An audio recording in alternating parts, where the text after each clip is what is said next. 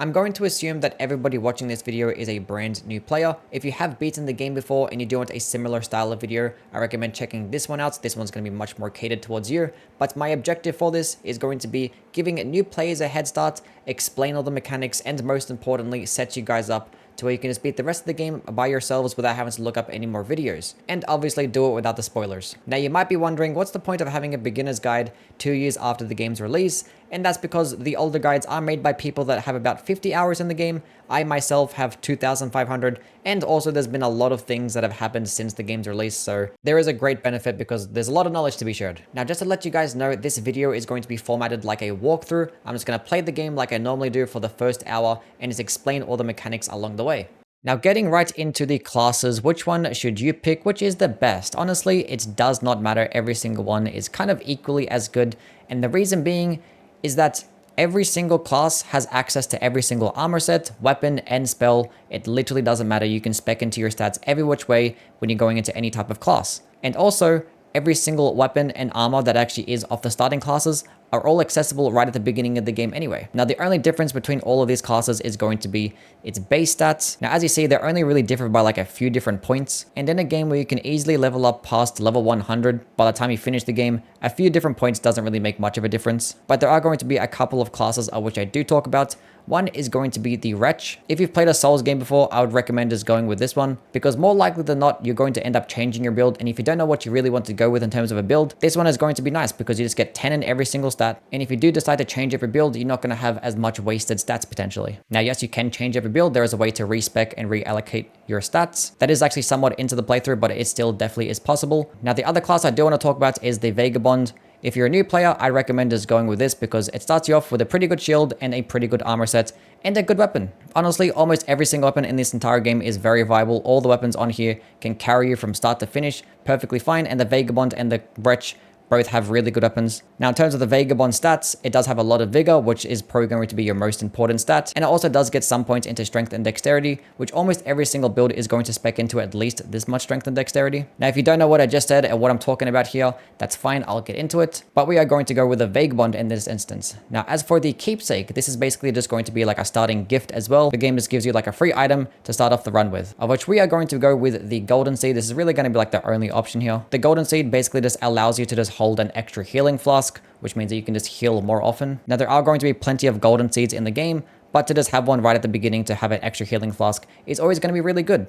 In terms of all of the other types of keepsakes, they're all just like finite items that you can get pretty early on anyway. Go ahead and put any single name that you want to in the name category and go ahead and customize your character. You can actually have a bunch of saved loadouts and saved presets. I have all these guys that I've already made in my lots of time of playing. We're going to go ahead and pick the blue guy today.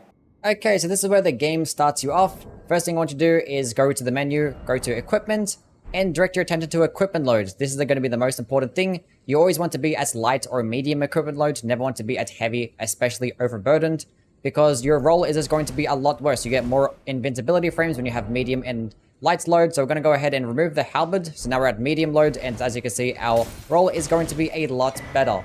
You always want to be at medium load because dodging is like the most important thing in this game. If you just have a worse dodge, you're going to be taking a lot more damage. So yeah, there's that. Now the reason I removed the halberd is because the straight sword that we have, the long sword, is just arguably better. It's probably going to be the better option. It's easier to use. You get the better weapon skill. Now this part is this very small section. Is just going to lead out to a boss of which is going to be like a scripted death. You're not really meant to beat it right now because it has a lot of health. You don't have any healing. We don't really do good damage. It's just kind of there to just kill you. I don't really know what the exact purpose of it is, but it's maybe to like introduce you to the fact that the game is going to be somewhat challenging. Now, yes, you can kill this boss, and yes, it actually will result in getting a weapon, but arguably the weapon that we have right now is just better. And you can come back to this section later on anyway, so it's not that big of a deal. Now, when you do die, it will just teleport you somewhere else and just play a cutscene. We're not going to bother playing the cutscene because, you know, I don't really care to watch. But first thing we're going to do is go straight down to this cave because this is going to be the tutorial section. If you honestly, I'm just going to skip through it.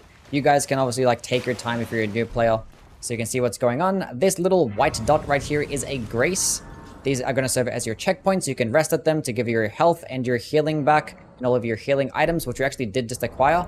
We got the healing of the Crimson Tears and the Flask of the Cerulean Tears.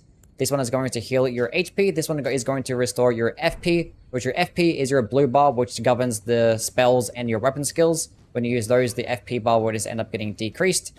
Now, I'm not gonna honestly like read everything that the tutorial is going to say. The gameplay is pretty straightforward. You just like attack things, you lock things, and you dodge things when you need to be dodged. It's really not that complex. Honestly, you can beat the entire game just only spamming like R1 and just dodging attacks.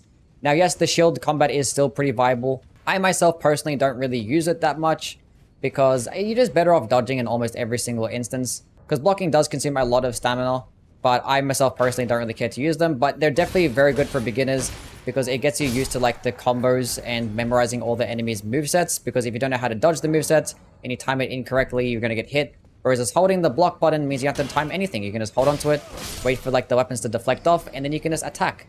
It's really cool. Now, as you saw, it did just tell you about like skills and weapon skills. Every single weapon, including shields, has its own skill, and when you click the left trigger button or L2, actually will perform the skill. Being that we have a shield in our left hand, it will default to using the shield weapon skill, which this one is going to be parry. If you want to use the weapon skill of your actual weapon itself, you have to two-hand it, which is by triangle and R1, and then you can go ahead and use the skill, which the straight sword actually gets one of the better skills in the game. It seems very basic and not flashy at all, but it does go into a stance, which the first version does like a nice upward cut, very quick, high damaging, and this one is a longer animation that does even more damage. Doesn't really consume much FP at all, and it just performs extremely well. Now, at this point, the game's going to introduce a stealth-based mechanic. You can go ahead and crouch walk and just take your time, and enemies won't really get aggroed. It's not really something they really use much. There might be certain situations where you kind of want to use stealth, but for the most part, you can just like run in there and just like spam your attacks and you'll be perfectly fine. Now here, the game is going to introduce stance breaking. Stance breaking is when if you do enough damage, enemies will end up getting staggered. And when they get staggered, they're vulnerable to like a very high damaging attack. Now you tend to do higher stance damage when using a charged heavy attack, doing a guard counter or using weapon skills. But as you can see, enemy got staggered, and then when you stand right in the middle of the enemy and use R1 or use your light attack, it will do a very high damaging riposte attack. So yes, stance breaking is going to be like one of the best things that you can actually do in this game. This is a Stake of Marika. This kind of serves as another checkpoint. You can't actually rest at it, but if you actually die nearby, it actually will teleport you next to the Stake of Marika. These are like littered all throughout the world. They kind of tend to be next to like bosses mainly. But we're leading up to our first boss. This is going to be just a regular tutorial boss. It's not going to have much health at all. It's probably going to introduce another mechanic. Yeah, guard counters. So when you have shields, you can just hold on to block. And once you perform a block, you can click R2 or your heavy attack, and it will result in a nice high damaging attack. In most cases, it will do very high stance damage, of which, as you can see, it did a stance break, and then you can go ahead and do the riposte follow-up attack and do a lot of damage. That is the tutorial completed. Good job. Okay, now we're going to go ahead and move along. You can like skip the entire tutorial if you want to. It doesn't really result in much. It did give you about 600 runes. As you can see at the bottom right, that is going to be your currency. You're going to need those things to level up and actually buy things off merchants. But at this point, we're just going to continue on to the first area. Here is another grace. This little fog section to the right is going to be a dungeon. You can come back here later. It basically just introduces the mechanic of stone sword keys. You need stone sword keys to like open up these little gargoyle-based things, and then the fog will get removed, and you can now go access the dungeons. This thing is basically just co-op-based stuff. I forget what these do exactly, but it's just meant for like online and co-op. I think one of them items can help you like remove yourself from that online session, and I think the other one can help you summon other people. But here we are leading up to the very first area in the game, LIMGRAVE. Now this is a very large section, one of many areas in the game, and honestly, you can spend about like 10 to 15 hours just in this one area alone just doing exploration. Now us, we are not going to do that. Being that this is an open world game, there are plenty of areas open right at the beginning, of which we can actually go to those areas and pick up some very good items and then come back without any type of repercussion at all. It's not going to affect anything. It doesn't require us to kill anything as well. It doesn't take any skill. It's just going to require just a bunch of running, but it's going to be very beneficial. So now, yes, light up the first grace here. You can talk to this NPC. He doesn't really do anything for us. It does introduce the function of that there's a map in this game. So yes, there isn't actually anything here. We can actually pick up maps, which we'll get into in a little bit. This is another online-based item. I think this is the one that actually helps you be able to summon enemies. You got to like interact with this thing to like actually summon people for online co-op. I'm just going to go up here and just jump off this ledge just to tell you guys that fall damage is very forgiving in this game. You can jump off a ledge that high and not take any type of damage, which is really nice to know. These are a bunch of fruits. These are going to be your crafting materials. You can actually go kill passive wildlife creatures. They're all running away from me right now. But you can kill them in basically like one hit almost every single time. and get a bunch of crafting materials. Now, the crafting mechanic is, honestly, it can be ignored. Almost every single person that's played this game kind of ignores the crafting mechanic because it doesn't really serve as much of a use. As you can see, there's like a big enemy right there. This boss is probably going to kill you more times than not because he has a lot of health and does a lot of damage, but he kind of serves as a purpose as to, like, you know, you're doing an open world game, so you kind of can come back later. There's a bunch of areas that you can explore, go kill the other easier bosses first, and then come back to this guy. So it kind of serves as like a nice lesson. Anyway, here is going to be merchants. This is the first merchant. There's going to be plenty of merchants in every single area. They sell a bunch of cool stuff, sometimes a bunch of useless things. The only thing that we really need to buy off this guy is going to be the crafting kit. Even though I just said that the crafting system is kind of just useless, you don't need to really worry about it. It's nice to just have at least because, you know, you can actually craft some types of things. You can actually go look into it. At the moment, we don't really have much that we can craft. The whole system of the crafting is just very unintuitive. There's like 1,000 different types of cookbooks. They're all scattered everywhere. It's not really the most like fun thing to try and explore. So if you're a new player, I wouldn't really bother trying to worry about the crafting system right now. It can be something that you actually look into like halfway through your playthrough once you're really familiar with all the mechanics. Now, this is going to be where you level up your weapons. Now, you can level up your weapons here, but it's not really going to be the main way to do it because you can only level up your weapon to +3 when you do it at this little section right here. Now, leveling up your weapons does require smithing stones or sumber stones, which we will get into in just a little bit. But for right now, we need to go get our mount, our little horse, so we can ride throughout this section because running is definitely not ideal. And yeah, just it's such a big game that you're going to need your horse. And the sooner we get it, the better. Now, you can actually go ahead and kill these enemies along the way. I'm not going to really bother. It's in like a narrow passageway anyway. There's some items along the way. Nothing really necessary. But you just keep heading north until you see that little grace in the distance that's just in front of that gate front. Gotta go light that bad boy up and then we can go get our horse. So here we are. And yes, there's going to be plenty of checkpoints in this game. So you don't have to really worry about it being too difficult from getting from boss to boss. The game just litters so many checkpoints at you. It's not even funny. But when you rest at this grace in particular, it actually does summon this NPC that can talk to you. I'm not going to watch the cutscene. You guys can watch it if you want to. But this lady is going to give us two things. The ability to level up, and also is going to give us our horse. Just go exhaust her dialogue. She'll give us the spectral steed whistle, and that is going to help us summon a horse, which is awesome. Now, the horse is going to be in your inventory, and you can use it like this, but obviously just going into your inventory every single time to use it is not going to be good. So what I recommend instead is to put it in your pouch. As you can see on the right side of the screen, this is a pouch. I'll click triangle on the Memory of Grace because we don't really need this item. And go switch it out with the Spectral Steed Whistle. So now, when you go hold onto the triangle button and click up on the D-pad, it summons a horse. So it's just going to be much easier than having to navigate through like all these different types of like, you know, menus and things like that. But yes, this is going to be like, you know, the first main section. You can actually try and clear out this little village if you want to. I'm not going to really bother. I'm going to introduce a couple of different things though. When you see carriages like this, there's going to be like chests that tend to have like weapons. Stop hitting me, please. Another thing you got to know is that there's going to be plenty of maps around. The maps will be on these little types of structures right here. This is going to be the map of LIMGRAVE West. Now, a lot of these enemies, when you're actually surrounded by a bunch of them, one of them will end up having a horn, and the one that blows the horn will end up like aggroing and getting all the attention from all the other enemies. So if you see one with a horn, try to take that one out first. We're going to go right down into this little dungeon, little thingy right here, little cellar. I'm going to call it a cellar because it's going to get us a very important item. A whetstone knife. Now, this actually does allow us to add affinities and add certain types of weapon skills onto our weapons. There are going to be two different types of weapons in this game. There's going to be smithing-based weapons, like normal weapons, and summer weapons, which are going to be your unique ones. So the smithing or normal weapons in this game can actually be infused, of which you can actually change up the weapon skill and actually make it have different types of scalings and affinities, which I will explain in a little bit. Now, one thing we're going to do is rest at this grace and change the time to morning, which is going to be a nice segue into talking about the time itself. There's going to be like two different times you got to worry about: nighttime and not nighttime. Basically, that is it, because nighttime does actually make enemies have less aggro range, so they won't actually, it will be harder for them to spot you, and certain types of bosses can only spawn in at nighttime, which is the reason why we're going to change it to daytime right now, because normally a boss spawns there on the bridge, and just for the sake of this being easy just to cross the bridge without having to worry about a boss, we're just going to change it to daytime. Now, there's going to be an NPC hidden here in the bush. We're just going to go ahead and start his quest line. He doesn't really give us anything of like that much importance, but just for the sake of showing you guys that there is an NPC here, he does give you some mushrooms, which once again, all types of like fruit and like animal parts are going to be like your crafting materials. Okay, now this thing right here is going to be a teardrop scarab. These guys will just run away from you, and once they get too far away without you hitting them, they're just going to like teleport and disappear away, and you have to like go restart the area again, or like rest at a grace for them to like respawn.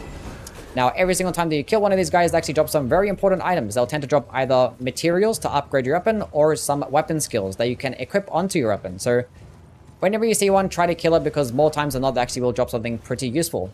Now, the two items we just picked up there were going to be some smithing stones, a somber smithing stone and a regular smithing stone. These are ones that are going to require to upgrade certain types of weapons that I just talked about. We are going to jump up here and get up another item. This is going to be a gold pickled foulfoot. Now, this item is like a finite use item. You use it to just get more types of runes. I like to use it after killing a certain type of boss, which we're going to do, because the objective of this is going to collect a bunch of different types of like upgrade systems for our flasks. So we can actually get a bunch more flasks and have us benefit more of using the flask. And we're going to get a bunch of runes to like level up our character and level up our weapon as well. Now, at this point, we're just going to continue heading south until we find another grave. So you can just go ahead and follow the path. One thing I forgot to mention is there was that troll on the bridge that does actually carry like a carriage alongside with it. And at the back side of the carriage, there is actually going to be a chest. And you can't actually open that chest until you actually make the troll stop.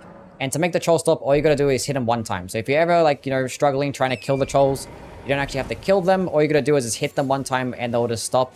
And then you can go ahead and open the chest. Now, you'll be surrounded by a bunch of enemies when you do it, but you can go ahead and do that. And now it's going to continue and head even further south. If you wanted to know that little, like, well, not little, but that big statue in the distance, that is where we started. And we kind of just circled all the way around back here.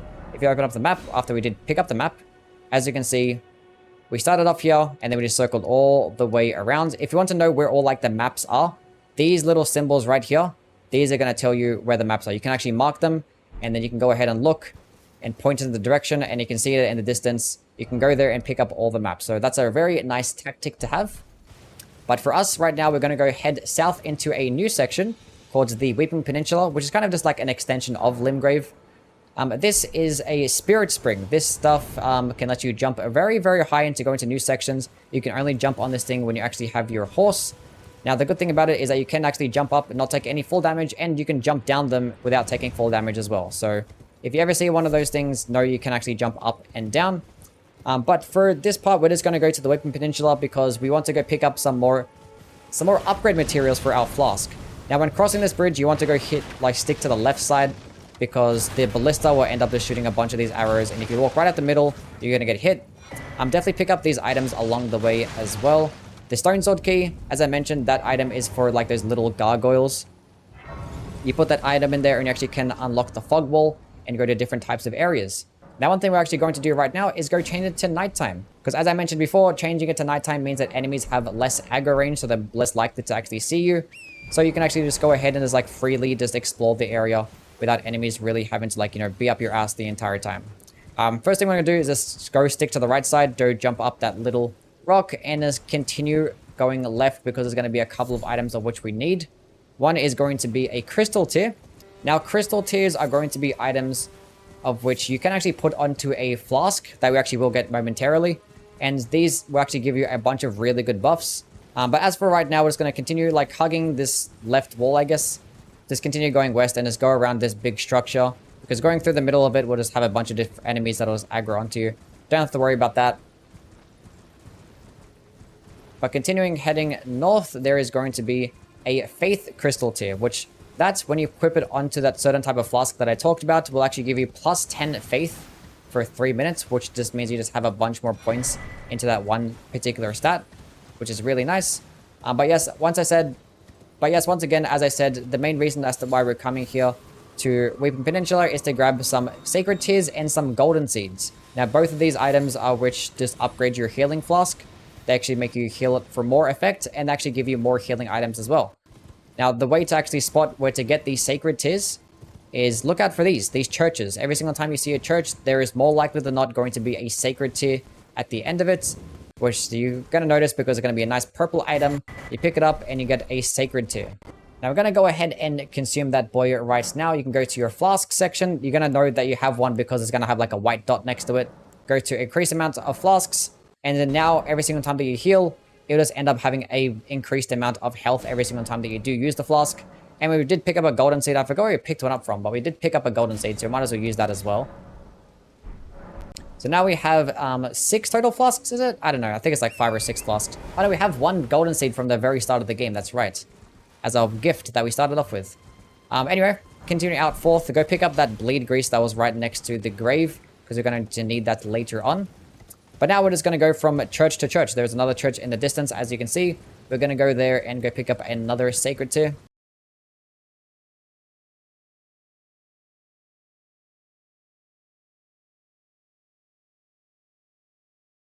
Okay, now this thing right here, this little structure is called a Everjail. Now, when you actually interact with the middle of it, you actually will get teleported into it like a little boss fight. So every single time you see one of these things, it actually does mean that there's going to be a boss here. Now, this one in particular actually does have a stone sword key that you need to actually use to unlock it. Not every single one actually does have a stone sword key, only some of them do. But yeah, that one in particular does. But yes, coming up, we have here another church. So that means another sacred tier, meaning that we actually get better healing, which is just always nice to have right at the beginning of the game, because you're going to get hit a lot, especially if it's like your first time playing this type of game.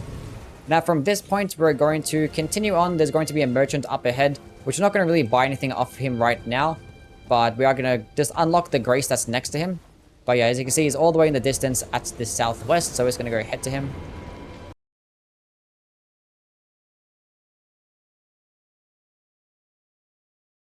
But yeah, this merchant doesn't really sell too much that we really need.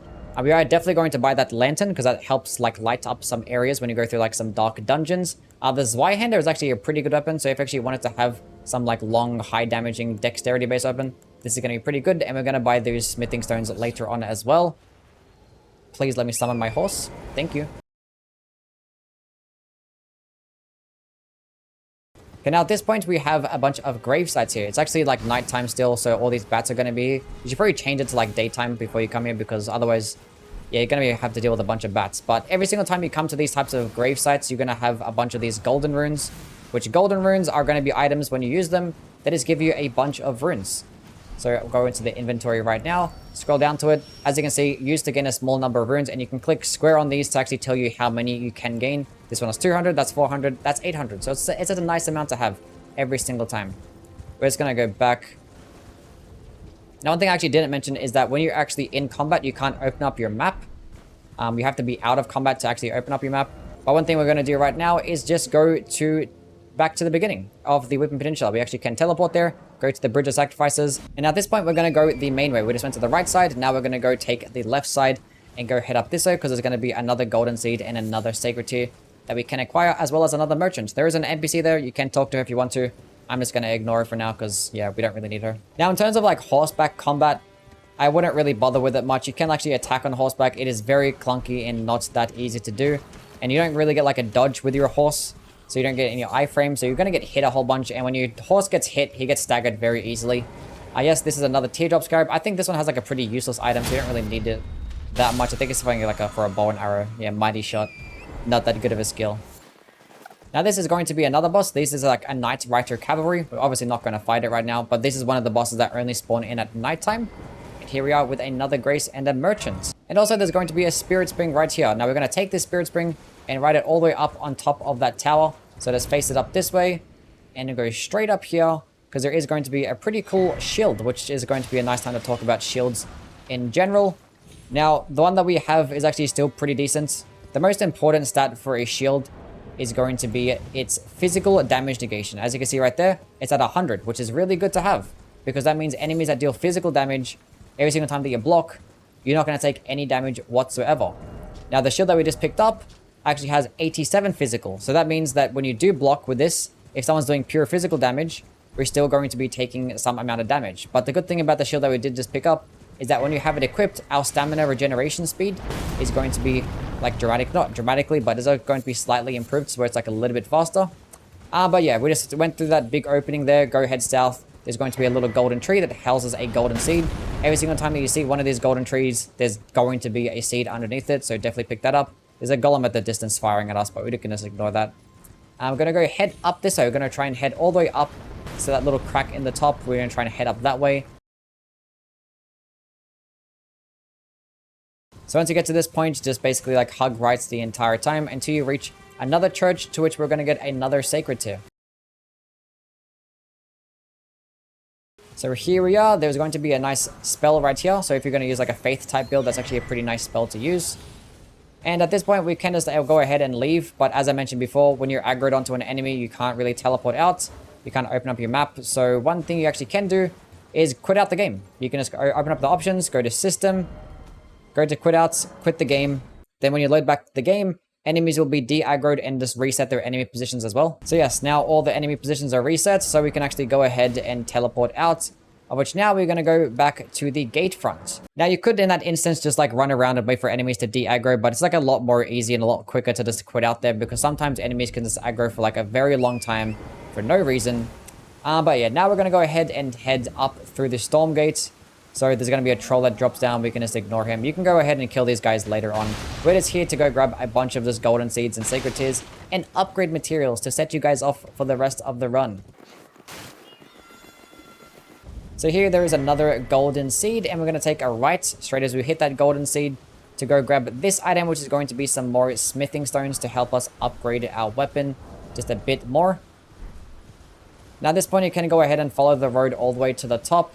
Now when you are going to stick to the main road, you actually will aggro some wolves. So just sticking up through these rocks is probably going to be more beneficial. Or you can just go ahead and aggro the wolves and go ahead and try and fight them if you just need some more combat experience.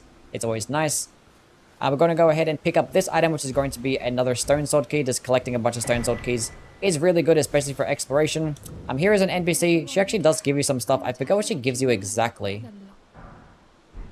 A gesture.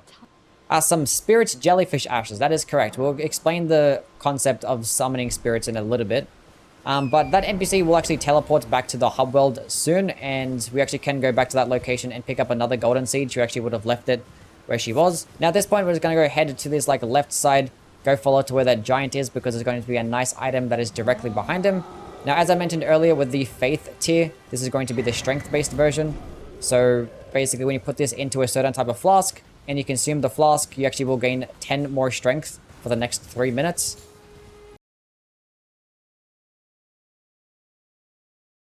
But yes, now we're going to go head south and go head to this little shack and light this grace up right here. There's going to be another merchant, of which this guy is going to sell some weapon skills.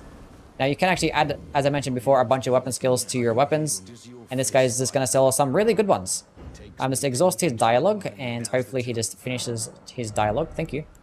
Now the best ones here are probably going to be Impaling Thrust, Spinning Slash, and Stormblade. These ones are going to be very good for your dexterity type builds. So if you actually wanted to know which ones are the best ones, these ones are definitely it. Honestly, what we have right now in Square Off is perfectly fine. We don't have to bother infusing a weapon at all. Because this skill is probably better than all of those ones. Because it is that good. It's just amazing. But at this point, we're actually going to go ahead and kill our first enemy. We're going to go up north. We just came from that left side. Now we're just going to go head up to the right crevice. Yeah, so this dude right here, you can like sneak up behind him and then use like your weapon skill. Because it will do like a lot of damage. Just keep spamming it. And hopefully he falls off his horse, and when he does, he'll be vulnerable to a riposte, and as you can see, it will just do a lot of damage. If you die, it's perfectly fine. Just run back here and just kill him again. And now he actually gave us the Ash of War Golden Bow, which that is going to be like another weapon skill that we can equip onto our weapon.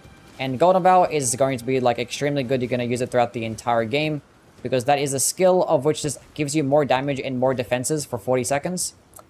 This weapon right here is going to be the Lance, which is definitely going to be a really good strength-based weapon. If you're going to go with a strength-based build, that one is definitely going to be up for consideration.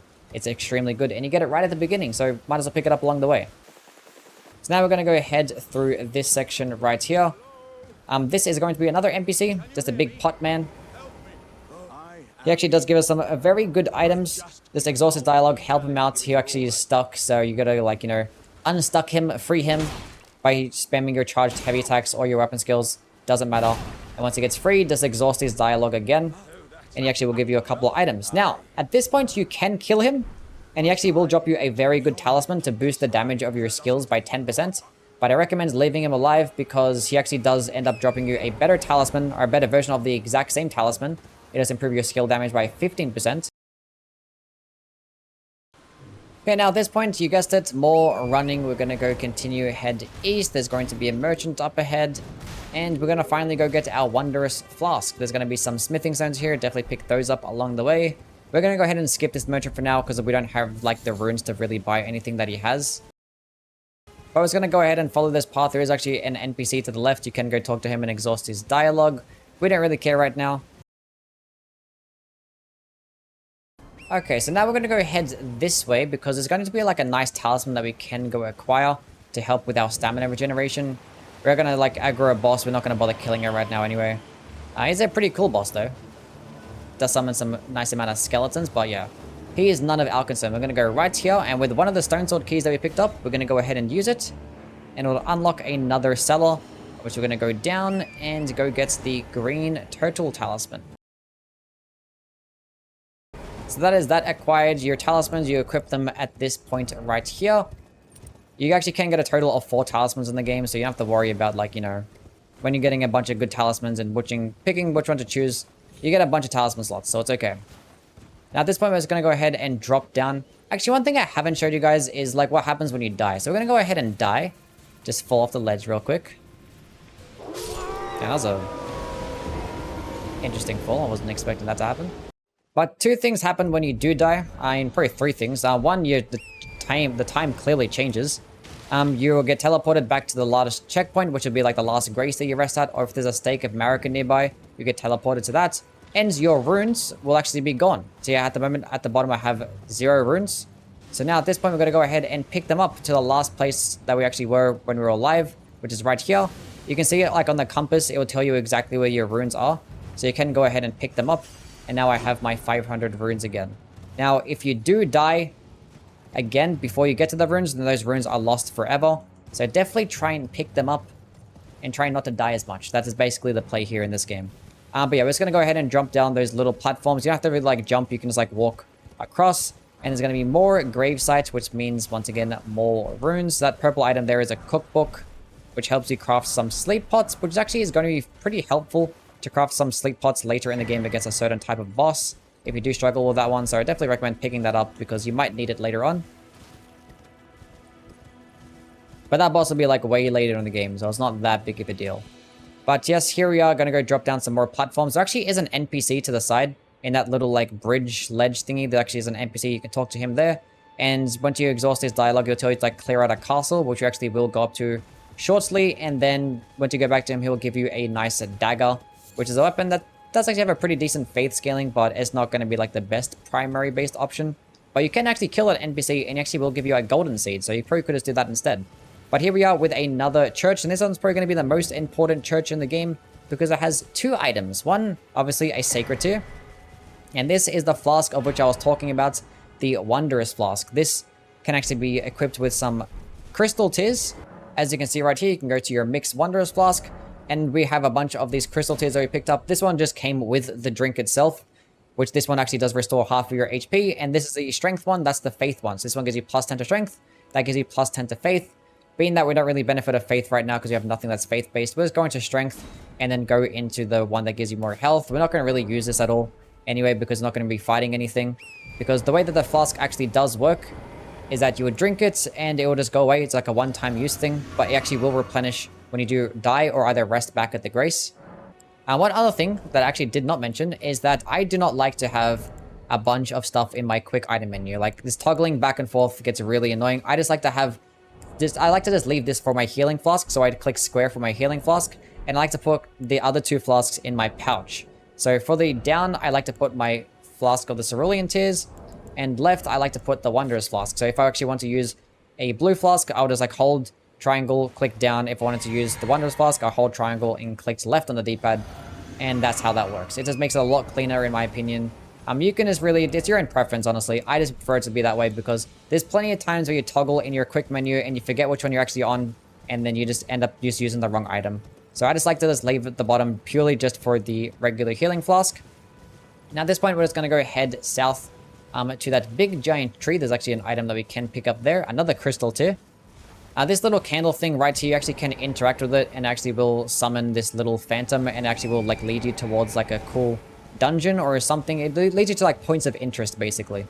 That's a bear that's like doesn't really aggro. That's kind of like more passive wildlife. Those ones don't really like, you know, they're not really that aggressive. That's a map by the way. This is a big bear. This one definitely does aggro and does chase you around a whole bunch. So I recommend not trying to aggro that one. Thankfully it was distracted by the tree. But once you get up that cookbook that was right next to him, definitely take a left, because there is going to be another crystal tier. This is going to be the spiked cracked tier and the green spill crystal tier. The spiked cracked tier is extremely good. It boosts your charge attack damage, and the green spill tier boosts your total max stamina. Now at this point, we're going to head southwest into this structure. Definitely hit the right side of the structure, because there's going to be another bear that's asleep. There is actually an item along here. I forget what item this is. I don't think it was something useful. What is this? Oh, smithing stone too. That actually is useful. That's nice. Cool. I forgot that was there. But it's sleeping, so I don't really have to worry about it too much. It shouldn't be aggressive. If it was at nighttime, there's less of a chance that it does wake up as well. We're actually not at nighttime. We should have been. But this item down here in this cellar is going to be the Axe Talisman, which this is a talisman that actually boosts your charge attack damage, which actually does stack with this spiked crack tier. So going with like a nice strength-based build can actually be really nice with those two things, because the charge attack damage can be extremely good. Don't sprint past that bear, because it actually will wake up. Just walk around it basically with your horse, and go head to the east until you see some smoke, because there will be another merchant, which at this merchant we can go buy some stuff if you wanted to. I forgot what this guy sells. What do you sell again, my guy? Smithing stones. We can go ahead and buy these. That's fine. Gonna buy 2. We go ahead and sell something. Sell this golden rune so we can go buy the other one.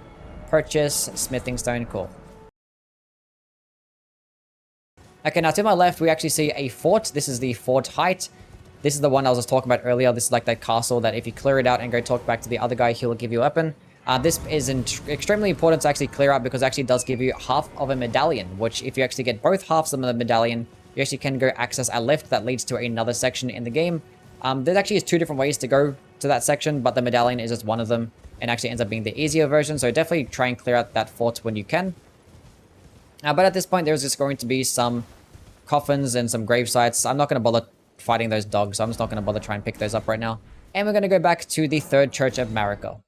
Okay, now at this point, we're going to go to the north side of the Church of Marika. Just go behind it, and there's going to be a portal that takes us to a brand new section. Now this portal, the section that's going to lead us to is going to be like scaled for endgame. It's actually not going to be too far away from where we are right now. It actually might seem like it, but you actually can definitely run here from where we were. It'll just take like about 10 minutes worth of running. As you can see, I open up the map. There we are. And yeah, we were exactly here. So like it is like a decent amount of running to get from there to there. You don't actually have to kill anything to get there, but it's just like a nice way to teleport. But for whatever reason, this area in particular is scaled towards endgame, which I don't really know why. But the good thing about that is that when you kill certain types of things here, they will drop very large amounts of runes. So we're in this section to get a bunch of runes. And there's a grace right here. Might as well open up the door. That is another NPC. You actually can give him some death roots, which are like certain types of items you find off bosses. And he'll give you some items specifically for like faith type of builds. And this is actually another boss. He actually won't aggro if you take the portal. So you can just walk straight past him. But yes, being that this is like an end game type of area, or scaled for end game at least, enemies are going to hit super duper hard. So like any enemy that's going to hit you might end up resulting in a one shot. So we're not going to really bother trying to mess around with anything. Just, you know, just run. It's a bunch of little guys, so it's not going to be that big of a deal. And we're not going to cross that bridge, because as you can see in about a few seconds, yeah, a dragon is there. So we're not going to bother with that. So we're just going to rest at this grace. So we can change it back to daytime. But I think when resting at this grace, we're going to spawn in Melina, which is that NPC that gave us the horse and the ability to level up. And she's going to teleport us back to the hub world. We just got to exhaust our dialogue and then click yes when she says, do you want to teleport back to the round table hold?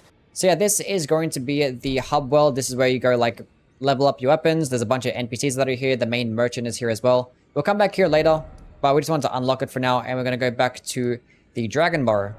Now make sure that it actually is daytime or just not nighttime. As you can see at the bottom right, it says early day. That's perfectly fine, because if it's nighttime, there's going to be a boss that spawns up ahead, and we're going to try and cross that bridge where that same Knight Cavalry boss is, and that one can definitely one-shot you.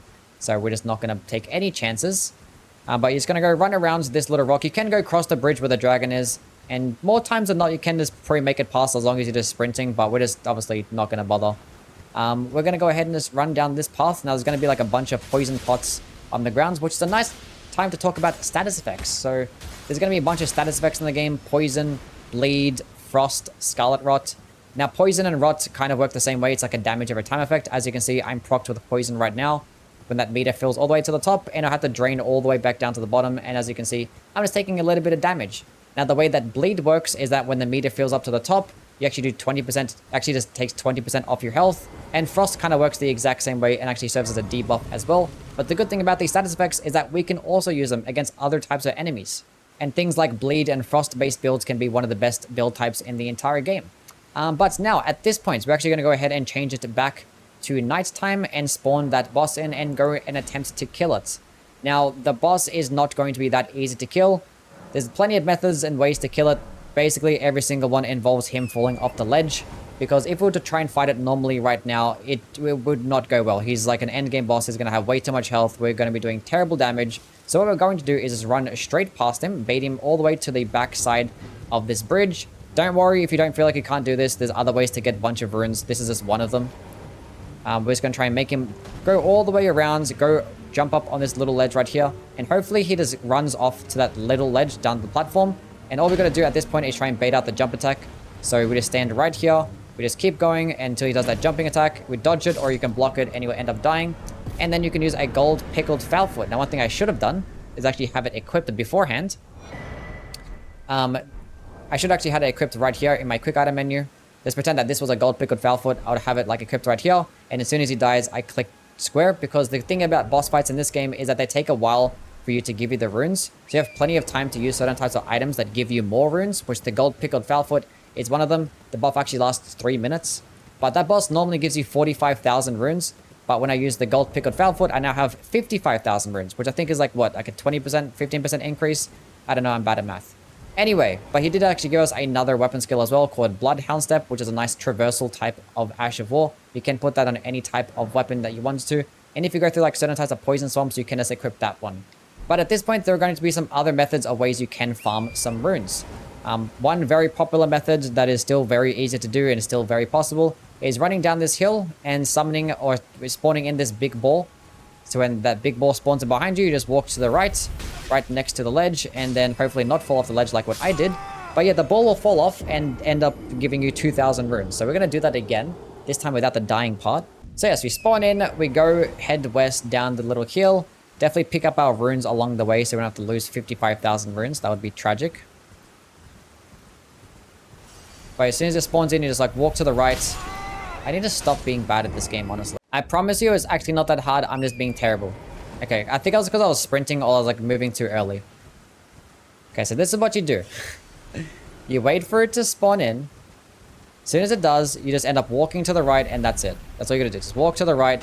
You stop, then just walk to the right. As soon as you see it fall and die, then you can go teleport back to the Lene's Rise Grace and just rinse and repeat. Now, we're not gonna do that like for an hour. We're not gonna really bother. We have better things to do.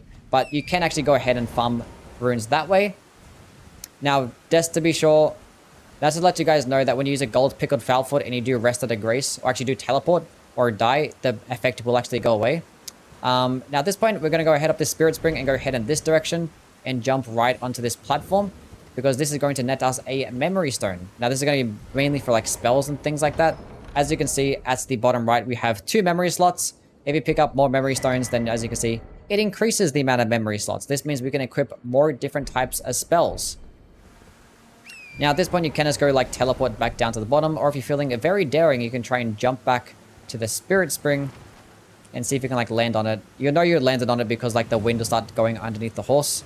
But now we're going to go jump up this way to where the coffins are. Now, being that this is like a later game area, they actually will drop some higher level types of golden runes, which is really good. But typically, like the first bosses in the game will give you like 1,000 runes, 2,000 runes. At this point, we have, what, 60,000 runes, and there's actually a way to get about 100,000 runes coming up ahead. So we can get to like easily level 40 without having to do anything, really. That take much skill. But at this point, we're just going to stick to the left because there is like another boss right there. There's unfortunately no way to cheese that one, because that one also gives you a decent amount of runes. But we're just going to stick to the left, go around it, and there's going to be another spirit spring that takes us up to the top. And we're going to continue on forth until we find another grace. And that enemy right there to the right, it looks like it's a sleeping dragon. It is a sleeping dragon, but it will wake up. It doesn't actually move at all, and we can just like wail on it, and it would give us a bunch of runes. It gives us a total of like 50, but there's like a bunch of dragons, smaller dragons surrounding it.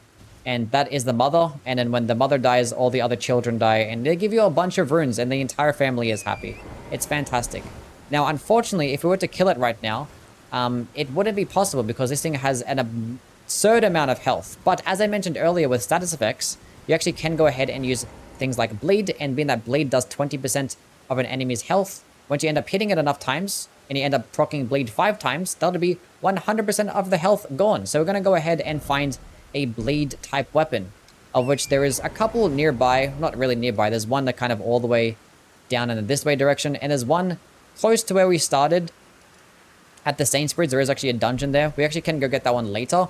The Uchigatana, if you started off as the samurai or the bandit, you actually will already have a bleed weapon, of which you can go ahead and just go ahead and kill the boss. But yeah, these are all like the smaller dragons surrounding it. They're kind of all sleeping right now. It's probably better to just go do this at like nighttime, to where like the dragons don't really aggro. But you should be perfectly fine. The horse is going to be fast enough to where even they do aggro, they're not going to catch you, so it's perfectly fine. Actually, what we should do first is pick up some items that are down here. Being that this actually is an end game area, that actually does have a Somber Smithing 9, which, as you saw earlier in the playthrough, we're picking up Somber 1s, and the maximum weapon is plus 10 for a Somber-based one. So the fact that we can get a Somber 9 this early on is kind of ridiculous. I don't know why this dragon is aggroed. We're just going to avoid that. But keep hitting this way. There's actually going to be a map right here as well. Might as well pick that up. All the maps are very helpful for your first playthrough. And we're going to continue on to the west. Now, as I talk about weapons themselves in terms of like smithing versus somber-based weapons. Now, the somber weapons tend to be like easier to upgrade because it only requires 10 stones. Whereas smithing stones requires like a lot more. You need like 90 full smithing stones to actually upgrade one smithing-based weapon. We're going to continue heading to the west, though. One thing for this section is definitely watch out for those big T-Rex looking dogs. Just keep looking to the left and the right to make sure you avoid them. I should actually be at nighttime at the moment. I don't know why I'm actually at daytime. But we're going to actually light up this Grace right here. And this NPC is going to sell us the item of which we need.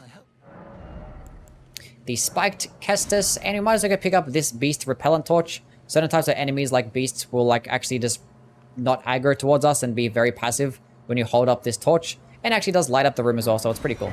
But now we're going to go ahead and teleport back to Fort Faroth. Actually, no, we're not going to teleport back to Fort Faroth. We're going to go back to the first step, because one thing that we actually need is another gold pickled foulfoot to just maximize our rune gain. So now this is like the starting area. You probably should recognize this place. We're going to go turn back around, head south, and we're going to go jump off the ledge to go pick up another gold pickled foulfoot. Should be somewhere around about here. Yeah, right there. There's going to be another Spirit Spring. Now, the good thing about the Spirit Springs is that, like, the range is very forgiving. See, at this point right here, I can still survive that fall. I'm still, like, in the range of that Spirit Geyser. I'm going the wrong way. But there is going to be a Pickled Foulfoot right here. And we're going to use that one after we kill the Dragon Boss. Might as well go equip it right now. Going to put it right here. And we're going to have it equipped. And as soon as we kill the dragon, we just click square.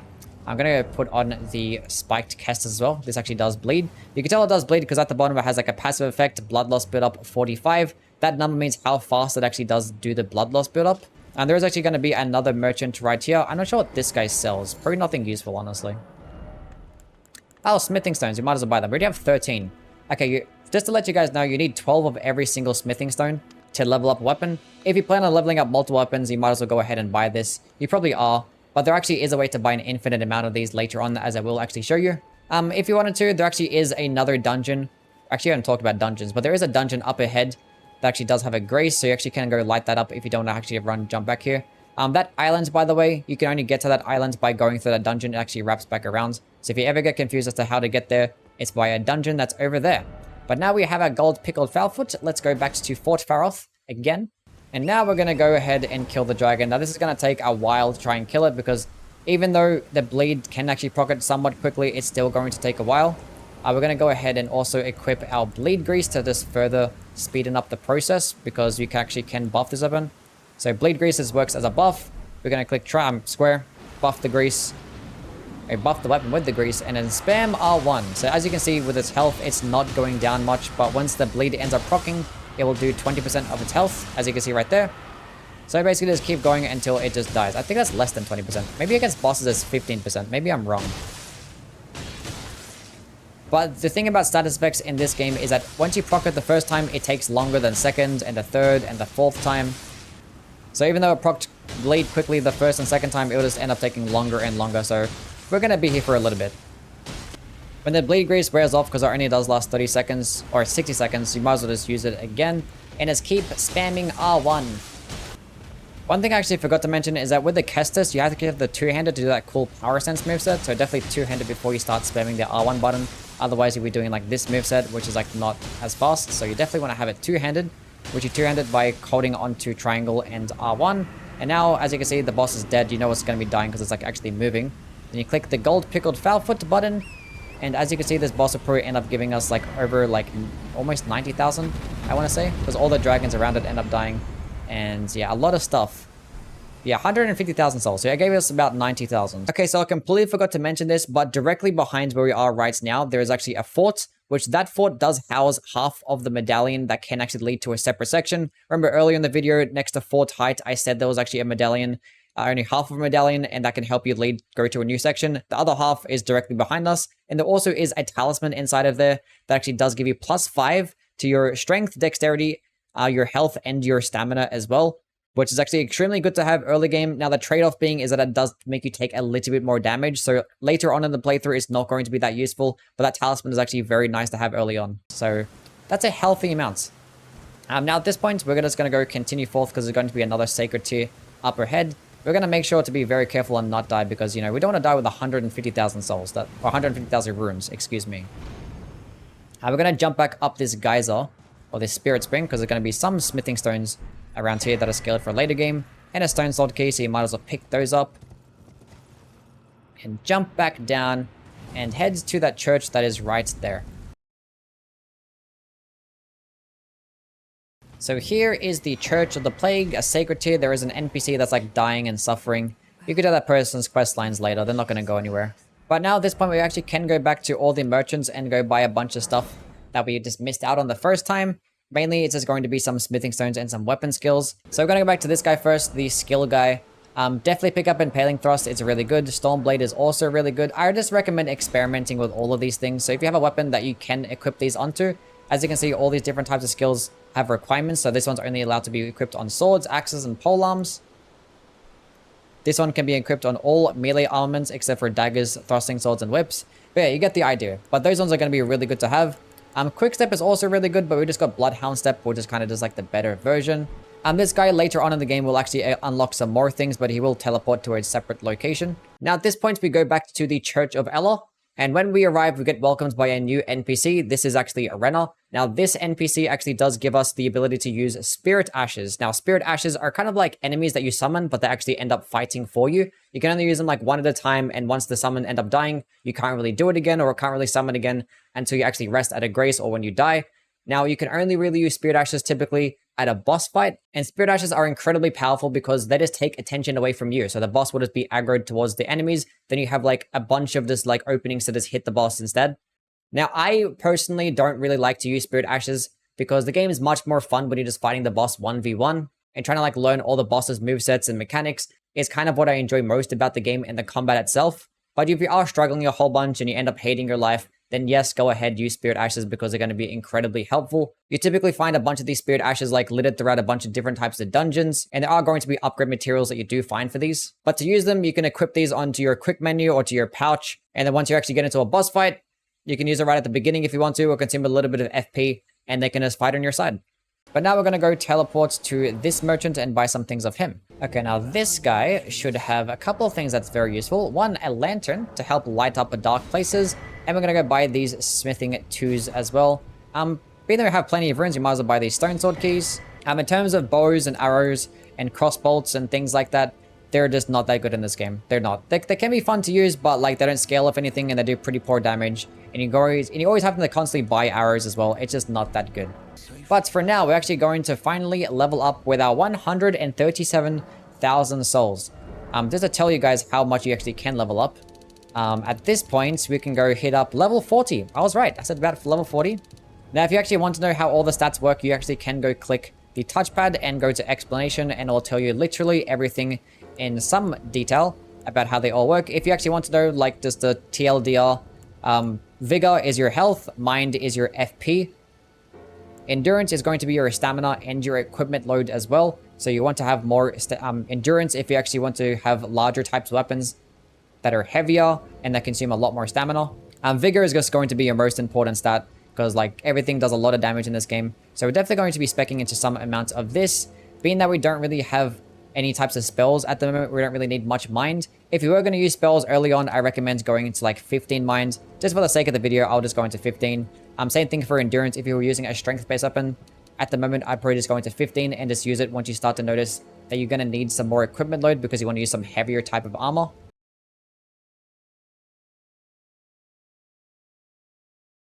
Now, as for the rest of the stats, these are going to be your damaging stats: strength, dexterity, intelligence, faith, and arcane. So the way that these work is that when you have a strength, I'm just going to go just spend these for now and explain it this way. Okay, so weapons all have their own types of scalings and requirements. This weapon right here has a requirement of 10 dexterity and 8 strength. That means we need at least that much to wield the weapon and actually do some nice damage. So this, when you look at something like the lance, as you can see, there's a red X next to it, meaning that we don't actually have the requirements because we're lacking the 20 strength and the 14 dexterity to actually wield it. Now, there actually is going to be the attribute scalings as well.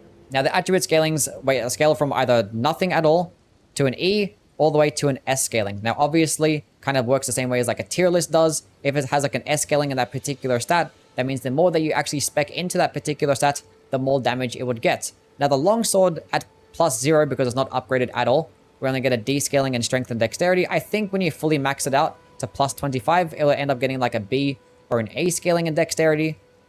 That means you actually put a lot more points into dexterity to benefit of actually doing some more damage. And the same thing could be said about intelligence and faith. These are going to be like your magic-based stats. And then arcane tends to be things like your status effects, like your bleed, your poison. Those type of weapons will end up scaling off arcane. Now, as I mentioned before, you actually can go ahead and infuse weapons and actually change up their affinities and actually change up their scalings inherently as well. So something like the longsword equipped, we can go to the Ash of War section on our at the Grace, and we can go click onto it, and then we have a bunch of these Ashes of War right here. These are the ones that we picked up along the way.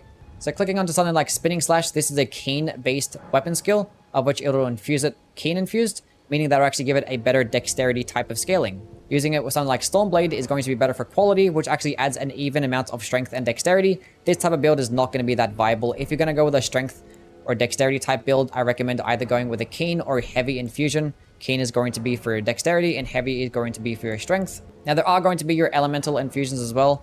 Like, this is going to be a holy based weapon skill, of which you have it sacred infused. It was at a faith scaling and some holy damage. I would try to stay away from holy damage for the most part. This damage type is not going to be as good as some of the other ones. So at the beginning of the game, being that a lot of these infusions end up removing your base damage, actually lowering your base damage, but improve your scalings, I just stick with this regular standard infusions until you get to like later in the game. If all this is too complicated to you, that's perfectly fine. You don't have to worry about it at all. The regular weapon that you have right now with this longsword with a regular square off is going to be perfectly fine, or having like the spike castus just leaving it as it is going to be perfectly fine. If you are using the lance though, I do recommend infusing it with impaling thrust. I feel like that weapon skill just performs better than charge forth. Now, one other thing I forgot to mention about weapons is power stancing. When you have two of the exact same weapon type on either hand, at the moment I have a straight sword in my right hand and my left hand, and you click the L1 button, actually does a unique moveset. As you can see, it's a pretty cool, flashy looking moveset. I have two different halberds on. These are two different halberds, and then obviously every single weapon class has its own unique moveset and unique power stance moveset. Some are like very similar. Something like a fist weapon, they actually don't need to be power stance because two-handing it actually does do a power stancing combo. Now, this is called dual wielding or power stancing. Either one of these terms is perfectly fine. Now, in terms of which power stancing combos I like the most, straight swords have very good power stancing combos, as do curved swords and spears. Those are probably like the best ones. Everything else, I probably prefer to just use it like just regular two-handed or like one-handed. Everything is still perfectly fine power stance, but like those are the ones that I mentioned are my favorite ones. And if you are using either a spear, a curved sword, or a straight sword, I definitely recommend picking up a second one. Now, obviously, it's going to require you to level up two different weapons, but the movesets are actually extremely good. But going back to leveling up, I don't recommend going into any of the damage stats earlier on until you actually get a decently leveled weapon. So if you're using a smithing base weapon, being that actually goes to +25, I'd wait to gets about plus 15 or plus 16 until you start really speccing into like the damaging stats.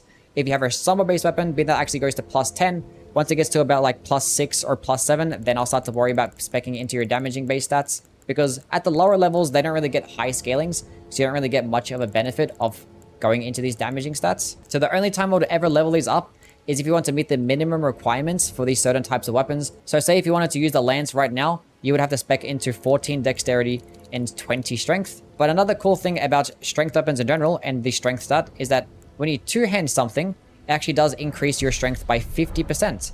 So right now I have the minimum requirements for dexterity with the lance, but as I mentioned, being that when you two-hand something, it actually adds 50% strength. It basically means that I'll get plus 7 because I have 14 strength right now, and 50% of that will be 21.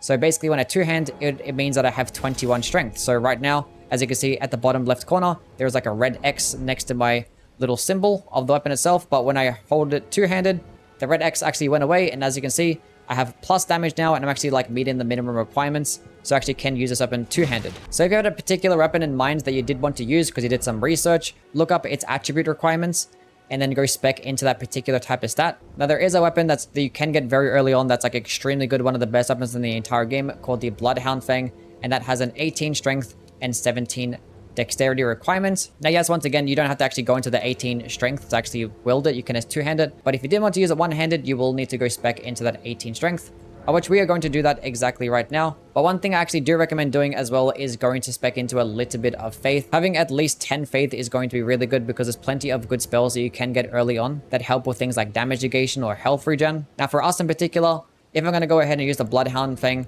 there is actually going to be a really good weapon buff that only requires 12 faith and 10 arcane.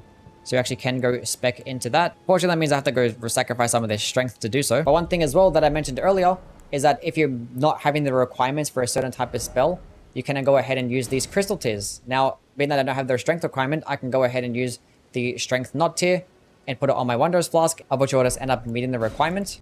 Okay, now now's the time to really talk about the difference between Sombra-based weapons and smithing-based weapons. Now, I've kind of touched on it a little bit, in that smithing-based weapons, you can go to plus 25, they require smithing stones, which smithing stones tend to be harder to acquire because you need a lot more of them, whereas Sombra stones, you only need like one of each. But obviously the benefit of smithing-based stones is that you can infuse it with a bunch of different weapon skills. So you can just pick basically whatever one you want. So you can actually infuse it into multiple different types of elements. So you can actually just infuse it different types of status effects, give it different types of scalings. So there's a lot more flexibility, which is kind of going to be the trade-off. But typically speaking, the Sombra-based weapons are not just easier to level up, but they just tend to be better as well. And they'll be very noticeable because they tend to have very unique designs and their skills will be very unique, like not like anything else you will see in the entire game. And they tend to be things of like boss weapons and stuff like that. And also their scalings will probably end up being better to like result in higher overall damage. A lot of Sombra weapons will have good scalings in 2 different stats, whereas typically if you just have like a regular normal weapon that requires smithing stones, it only is going to get decent scalings in one particular stat. So in most cases, people will end up switching to like a Sombra-based weapon later in the playthrough because obviously look how cool some of this stuff can actually be. But being that there's more smithing-based weapons that are accessible at the beginning of the game, you're best off sticking with those until you end up finding a really cool weapon that you like, and you can probably end up respecing into that. Now at this point, we're just going to go back to the round table hold and go level up our weapon. Now, when at the round table hold, to the left is going to be your main merchant, and to the right store is going to be the weaponsmith, or the blacksmith. This guy is the one that actually sells you some incantations, so if you're going with a faith-based build, it's going to be really nice to use. Now, these are all the spells of which I was talking about. You can go ahead and buy these like damage negation spells, and being that you have the 10 faith, you can go ahead and have the requirements for these. And when you're fighting a boss that actually either does magic damage or fire damage, you can use it and just take a bunch of less damage. If you do plan on going with a faith type build, definitely buy Catch Flame. This is probably going to be one of the best spells, probably a top 3 incantation in the entire game. So if you're going to go with faith, definitely use this spell. It's incredibly easy to use. It's really quick. Definitely pick that one up. But we're going to go straight to the merchant right now. And we're going to go buy a couple of weapons. Now, first thing we're going to do is buy a regular dagger. Not to really use it as damage, but to put a certain type of Ash of War into it. And we're going to go buy the finger seal just to use certain types of incantations as well. Now we're going to go head to the blacksmith and level up our weapon. Now you can go level up a bunch of different weapons. I can like redirect you to certain types of ones later on. But for now, we're going to go just rank the longsword up a whole bunch. We can get us like +4 right now. +4, which is still perfectly fine. And in terms of Ashes of War, we're going to go use our dagger. and have Golden Vow infuse onto it. It's going to infuse with a Golden Vow. It doesn't matter what infusion you have it onto, standard or sacred. It does not matter. But we're going to go equip that onto our back pocket. So right now, if we switch to it, we can actually go use the Golden Vow spell or the Golden Vow Ash of War. And that is going to be a buff, which for the next 40 seconds, we just get 10% more damage and 10% more defenses.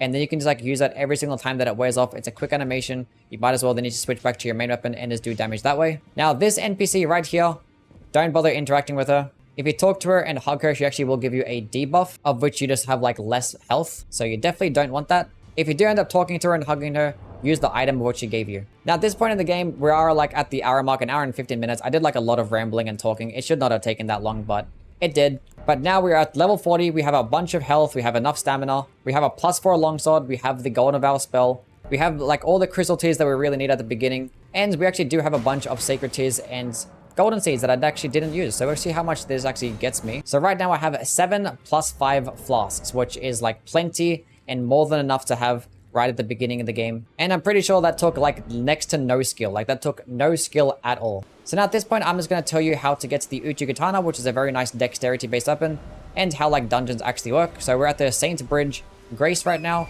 We're just going to go head up this way and take a right. Now the longsword of which I have is still perfectly fine to carry out the entire game. There's still better straight swords in this game that you can get, but the longsword is still plenty fine. The weapon that we're about to get, the Uchi Katana, is arguably better because it is like has more range and it gets bleed because it is a katana. Now as for dungeons, there's going to be plenty of dungeons that you will see in the world. There's like about 20 just in LIMGRAVE alone. And there's a couple things of what you got to know about them. One, you cannot teleport outside of a dungeon. You have to like go leave the dungeon first to actually teleport. You can't ride a horse inside of a dungeon. And they tend to be pretty dark, of which we're going to actually equip our lantern. I like to put the lantern at the bottom of the pouch. Where is my lantern? There it is. So I just like to equip it so I can actually see where I'm going. It's just nice to have. It's just pretty neat. Now, almost every single dungeon will have a blocked door. There's very rare cases where like you can actually open the door by itself, but the door tends to be locked and closed off by a lever. So we have to go try and find a lever, pull it, and then open up the door. Now, at the beginning of the game, like in LIMGRAVE where we are right now, that threw me off a little bit. They actually will be very simple dungeons. They will not be that complex at all. As for skeletons, they actually do respawn, but if you actually kill them and hit them at this animation right here, they will just completely die. So if you actually see them spawn up, just like hit them.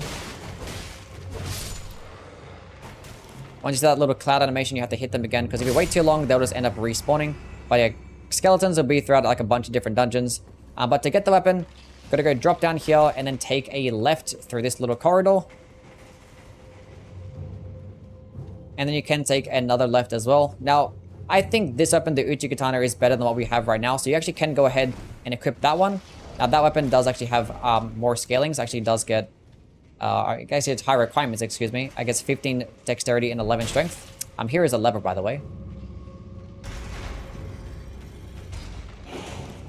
And at that point, just run back to the beginning and then the door should be opened and then you can go ahead and kill the boss. Now, we're not going to actually kill the boss. I just went here to show you how like the dungeons actually work and how to get the Uchi Katana. Okay, now at this point, it's basically all done. I've already showed you the first hour of the game. Now you can go back to the first step Grace and then explore all the areas of what you want to. I recommend doing LIMGRAVE first, Weeping Peninsula, then going through Stormvale Castle. And then you can head to the next area. There's actually going to be another like hidden underground section around about here, so you can go there as well.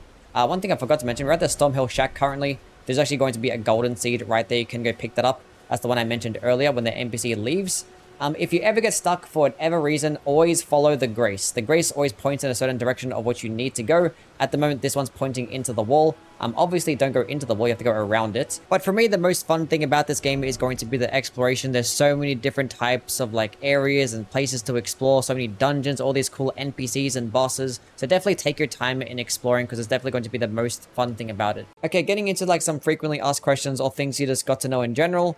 This little icon right here symbolizes a tunnel, which is like a special type of dungeon that houses a bunch of like upgrade materials like smithing stones and somber stones. So you definitely want to go through these when you can. A very important one to go through is the one over here in Leonia at the lakes, which yes, I know I haven't really gone over this section yet, but in the next part of the video, I'm going to tell you how to get here. But this tunnel right here is going to get you a bell bearing, which bell bearings are items that you get typically of certain types of bosses.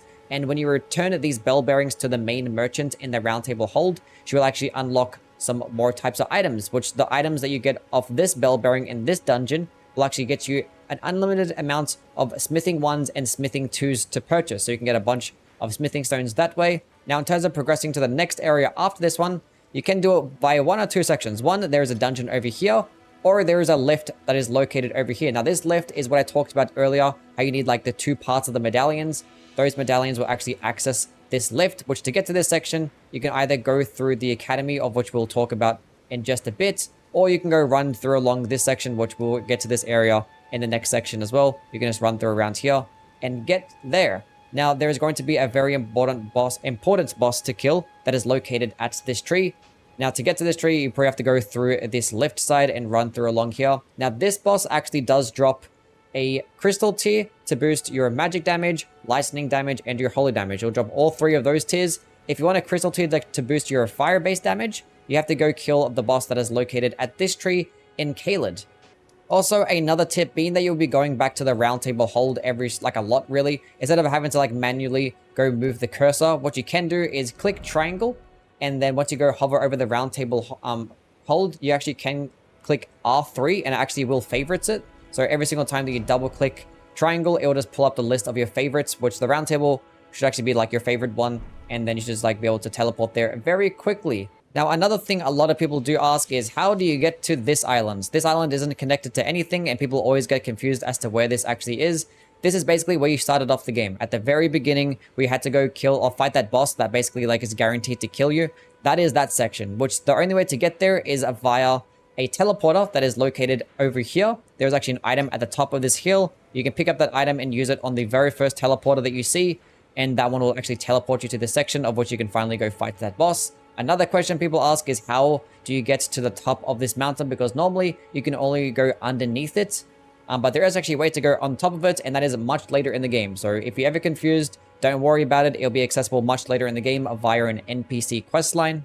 Now, in terms of other types of crystal tiers, if you want the dexterity boosting tier, I actually will show it in the next section, but it is roughly around about here, and the intelligence tier is located right there. Now, also in terms of major bosses, the first major boss is located in here. There's actually two major bosses here that you probably got to kill.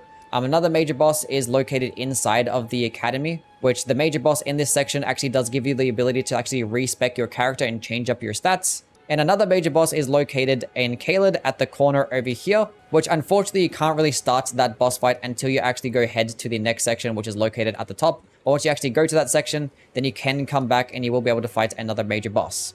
But if you have any other questions, definitely let me know down in the comments. But at this point in the video, I'm going to show you how to get overpowered. So if you're not satisfied with a +4 weapon and the amount of flasks that you have right now, I can actually go show you guys how to get overpowered. It will take an extra 30 minutes and maybe a little bit more skill, but there is a way to get a much better weapon and level it up pretty decently to get some very good damage. Okay, so to start things off, you want to go to the Argyll Lake South Grace. Because here we're going to go head south. Now I'm doing some post-commentary gameplay because doing this in real time will just make the video last way too long, but we're going to go head south and go to an Evergel, which I said earlier. Evergels house a bunch of different types of bosses, which this one is going to give us our weapon of choice, which is the Bloodhound Fang. Now this boss in particular is not too hard. We're kind of over leveled. Just keep spamming your weapon skills and it should be quite easy. If you die, just honestly just try it again and again. You'll be perfectly fine. I did make it seem harder, I did make it seem like it was harder than it should have been.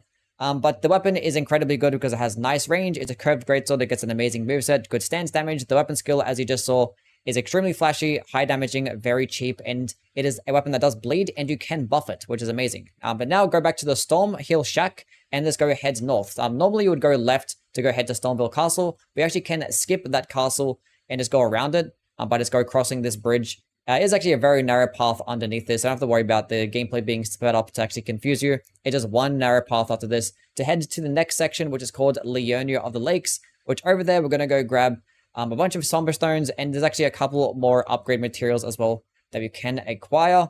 But yes, I definitely recommend going through Stormville Castle afterwards. Don't just use this and skip that Legacy dungeon because that castle has a bunch of good stuff. But yeah, as you see, here, there is a church here to the left. This one actually does have, once again, a sacred tier. Almost every single church does have one. But now it's going to go continue on forth. The Leonia of the Lakes is such a large section, as you can see. You can go explore this one. I recommend doing it after Stormville Castle, as I mentioned earlier. There's going to be a grace here and a merchant. Now, this merchant actually does sell some more smithing stones. and actually does sell some smithing 2s. You actually can go buy those smithing 2s to go further upgrade the longsword of what you have, or if you wanted to go upgrade the Uchi Katana, you could actually use those and probably get it to +5 or even +6. There's actually going to be a map right at the beginning. I'm surrounded by a bunch of enemies. I almost died here, but that's perfectly fine. I'm just going to go head back to get my bearings, or to help you guys so you don't get confused. And we're just going to go take a right and go head east, because there's going to be a couple of things that we go hit up, and there's going to be a portal. Because like this section is incredibly huge, but there are like a bunch of portals scattered around to help you go from area to area.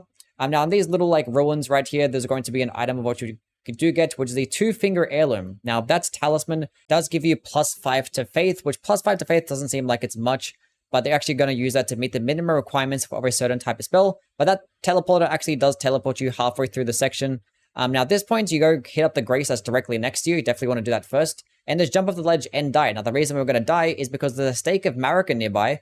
And when you actually go elect to go teleport to the stake of Marika, there's going to be a golden seed right next to it. And as you saw, I did light up where a map was. I wasn't bothered to go collect the map, but you can actually go grab that as well. But after that, just go teleport back to the grace of which we're at, and just go jump off the ledge, and actually safely at the bottom.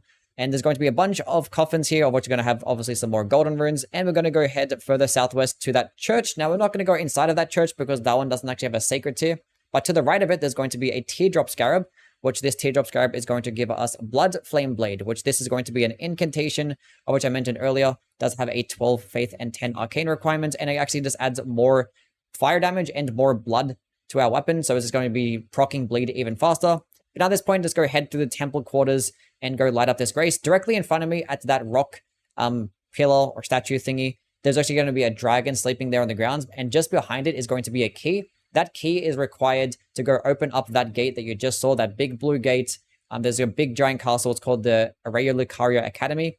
You definitely want to go through that section because that houses one of the most important bosses that actually does give you the ability to respec. So you definitely want to go through that castle, but the key is behind that dragon over there. But at this point, now you're going to jump off to the other side of the bridge and head towards this portal, which is going to take us to our blacksmith that does sell us some somber stones. Now there actually is a grace directly behind me. I didn't bother picking it up, but you can go grab that one. But as heading through here, there's going to be an invisible wall at the end of it. Just go hit the wall and it'll just like teleport away. Definitely rest at this grace so those enemies don't chase you. But this is going to be our blacksmith, E.G. There's going to be another person of which you can actually level up your weapon, and this guy does sell you the first 4 somber stones.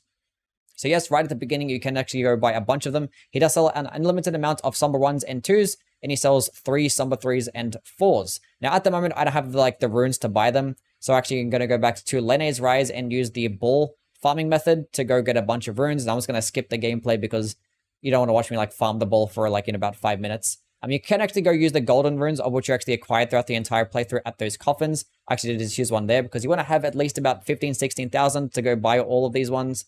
I'll probably actually end up running out of runes here as well, yeah, because the heavier the weapon, the more it actually costs to actually upgrade it. But as you saw, we just got a +4 Bloodhound Fang, which a +4 Bloodhound Fang is perfectly fine for this entire playthrough. Not the entire playthrough, but extremely good to have earlier on. But we actually can make this a little bit better because it's going to get another buff, and we're going to get it to +6. There's actually a somber 6 and a 5 we can get early on.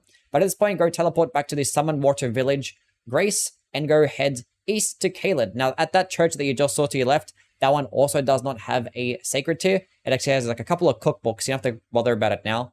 But after that, hitting up the Grace, just go stick to the right, just hug the right. There's going to be some coffins. We're going to go head to that castle directly in front of us.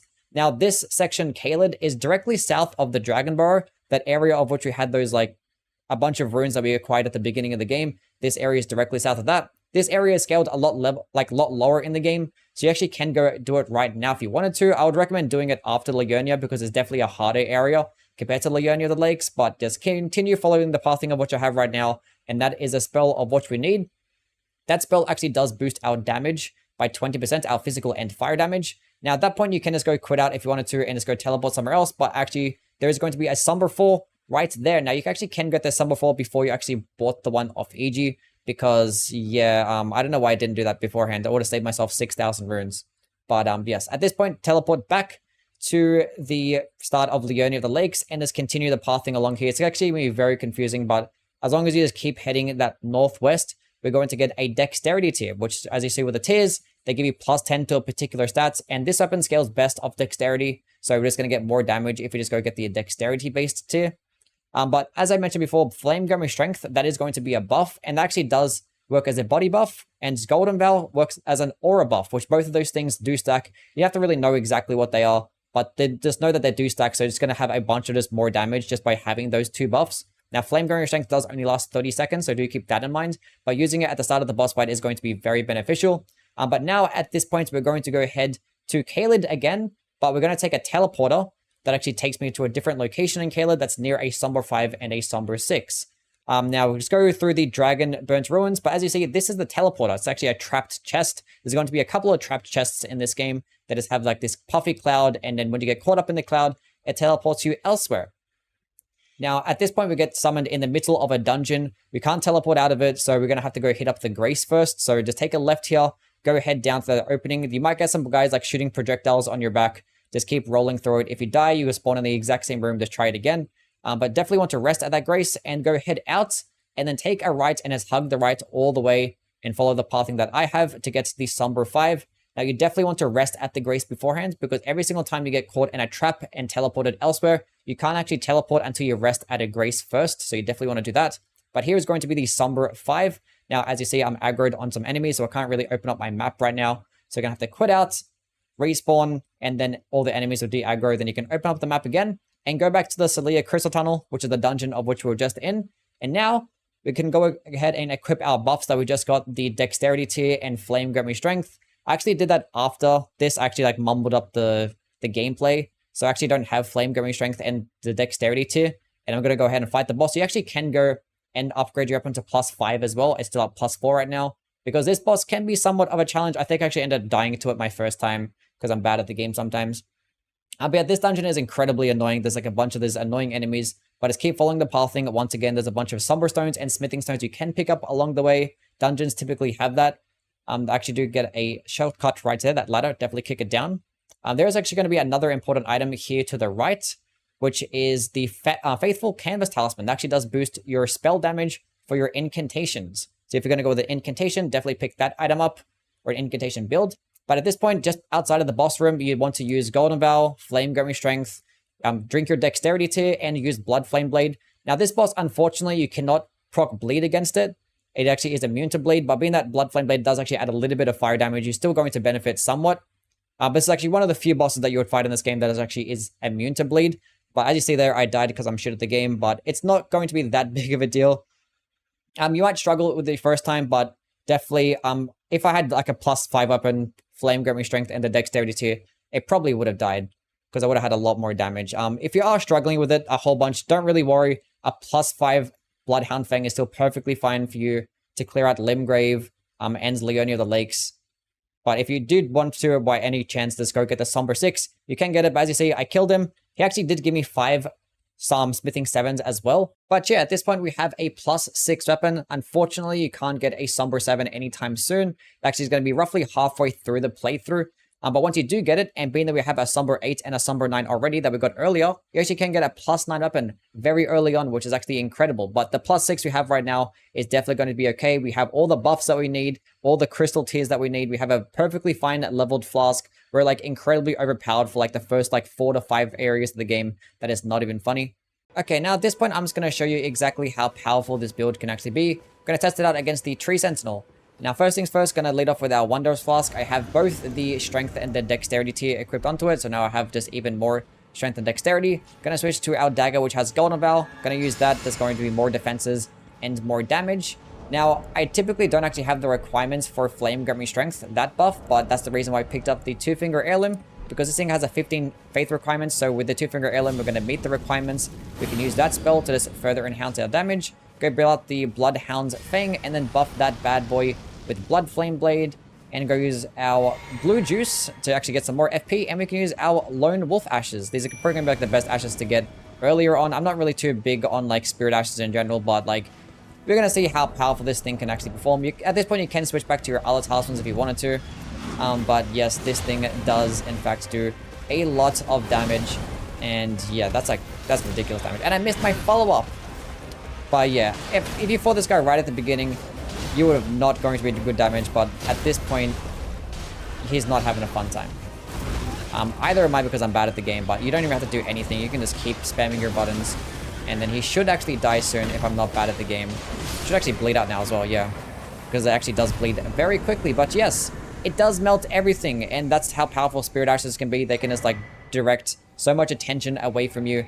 That is not even funny. But yes, that is basically going to be the entire video. If you have any more questions, definitely let me know down in the comments. And definitely do check me out on Twitch as well, because I'm live there every day. If you have questions that you want to get answered in real time, I'll link that down below. But yeah, catch you guys in the next one. Bye.